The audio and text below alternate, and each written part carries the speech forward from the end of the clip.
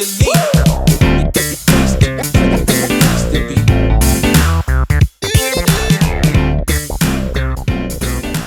Welcome to the Film and TV channel. Today we're going to have a look at a film called The Card Counter. Yes, is it as exciting as it sounds? Well, to some people, yes. 15 certificate, 111 minutes, so almost 2 hours. Classed as a crime drama film written and directed by Paul Schrader. Yeah, I like some of his stuff, to be honest with you, in the past. It stars Oscar Isaac, he's in the lead role, Tiffany Haddish, Ty Sheridan, and Willem Dafoe. Yeah, a bit chunkier than I remember Willem Dafoe, and, you know, he looks well anyway. Martin Scorsese actually serves as an executive producer of this. Yeah, I mean, I can feel a bit of the vibe of that gentleman in this film, to be honest with you.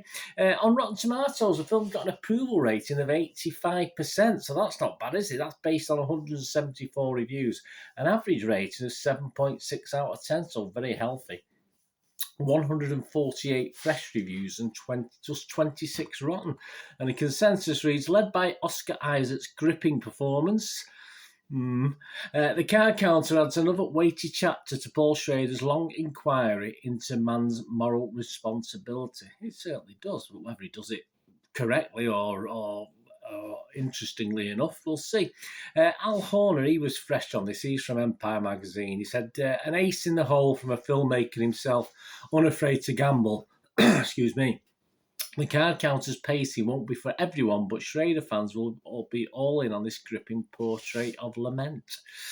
Wendy-eyed, though she's rotten, she's from The Observer here in the UK. She said, the film has a broodingly commanding central performance. It's a pity, then, that much of its promise is squandered by sloppiness, both in the writing and elsewhere. And the audience, Rotten Tomato audience, these are the approved audience who've been and paid money to get into the cinema to watch this. 2.7 out of 5, so that only equates to 5.4 out of 10. So a bit of a difference between the critics and the Joe public. Metacritic, the other critic site we'll look at, 77 out of 100, so again quite high. That's based on 48 critics, and its lowest score was 70 out of 100, so it scores anywhere between 70 and 91 out of 100, so I couldn't find any real negatives there. So I'll just read The Guardian's Zan Brooks, give it 8 out of 100, and said, the central relationships can be a little schematic, while the plot slams in and out of plausibility. Still, the cast keep it honest, and there is much to relish in this film's moody, meditative intensity. Meditative, yeah, that's like meditation, isn't it? Yeah, there's a little bit of that to it, to be honest with you. You could probably just go like that while you're watching bits of it, to be honest with you. Yeah, but so that's interesting. The critics like it. What about Internet Movie Database? That is Joe Public again. That's the public. Yeah, not too bad, actually. I was a little bit surprised. I thought it might be a bit lower, but obviously it's just me being out of kilter, I think, with this one. Internet Movie Database, 6.2 out of 10. That was based on 12,379. As I'm literally about an hour before I'm recording this, so that's on the 19th of November 2021 at about 11 a.m. Yes, it's the morning. It's not night time. Yeah, I'll be fast asleep at 11 p.m. Yeah, so 12,379 reviews and scores left of that. 12,379. Very healthy. 8,290 scored. It's 6 or more. A total of 67%. So, yeah, can we quibble with that, really? I think I can. I do. I like these films that have boring names because they're usually quite good. They're usually quite good dramas, and it's certainly The Card Counter didn't. I do like poker, don't get me wrong, a lot of people talk about that in a second, but it didn't sound very exciting by the synopsis, but as I said, that doesn't normally bother me because you have some great films that just don't sound very exciting. You know, I always work on the basis that if you name a book or a film or something, you've got to name it something exciting to drag people into to watch it or read it, but obviously it doesn't actually stand with this sort of thing. What does bother me about this is the hype and the scores it's getting, because I have no idea where these are coming from.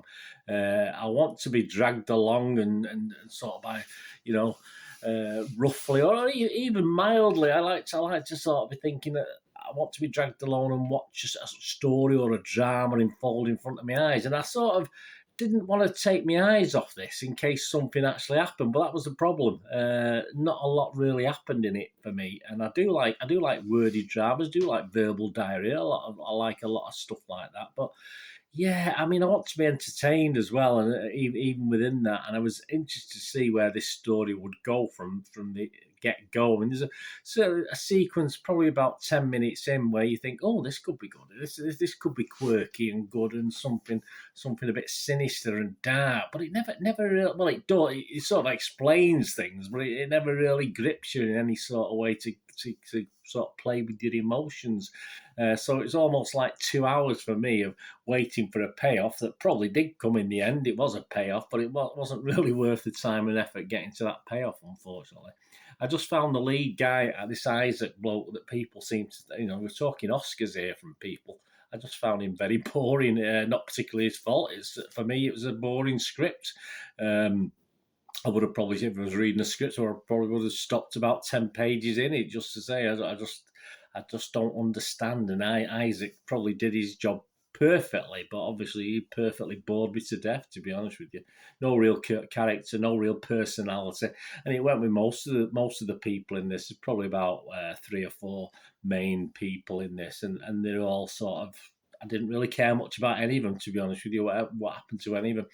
The plot and synopsis is okay. I quite liked it. I liked the backstory. It was definitely potential, but as I said, it's just the actual putting it on screen didn't work for me. I just didn't enjoy it. I even like poker. I used to watch the old tournament. I don't do it so much now. I don't do it much now, but I used to love watching the tournaments on the TV late at night. These poker tournaments, but even that all appeared fake and a bit silly at times, and certainly underplayed. And there was very little tension or excitement even in those sequences, which I always used to find quite exciting when I watched a poker on TV. That sort of do or die moments, and something on Texas Hold'em especially, which is what the theme of this is at the end, towards the end when he's doing that. There's even a brief sex scene, and that was as dull as the lead up to it. So, I mean, there's not much really for me that I got out of this. As I said, it was a film that I would never have stopped watching it because I was hoping something was around the corner. Unfortunately, we got to nearly 2 hours, and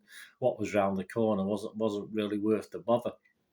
Because there's a darkness to this story as well, but it never really comes across for me. Some people say brooding and moody, but it never really came across to me. I thought it was a really big letdown, and I'm going to give it the ultimate failure for me. I'm not even going to give it a score, which means I'm just if I don't want to rate it, if I don't score at least 5 out of 10, I just don't give it a score. I just don't think it deserves one. I thought as far as entertainment's concerned, I thought it was very bland, and I am in the minority. I accept that, and people will say, "Oh, you don't understand. This acting was this and this acting was that." But I'm sorry, it just didn't do anything for me. Even the acting, I thought was just dull. The whole thing was dull. Let me know what you think. As I say, I am in the minority, but obviously, I watched the film, and there's elements of it I did like. The idea of it just didn't come over to me properly when we were watching the film. So let me know what you think anyway.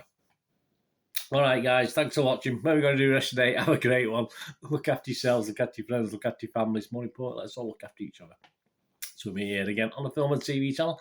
Or have a look at my Citizen channel, on my football team, Manchester City. If that's of any interest. If it's not, come back on here and watch a more lively review. My apologies for this one. As I say, it is a big film. It is getting a lot of hype. So sometimes I wouldn't actually do a vlog on a film like this where I didn't really like it and I didn't give it a score. But I think because a lot of people are hyping this up, I thought I had to have a look at it, put it out there, my views anyway. And, if you do like my views, if you watch these vlogs from time to time.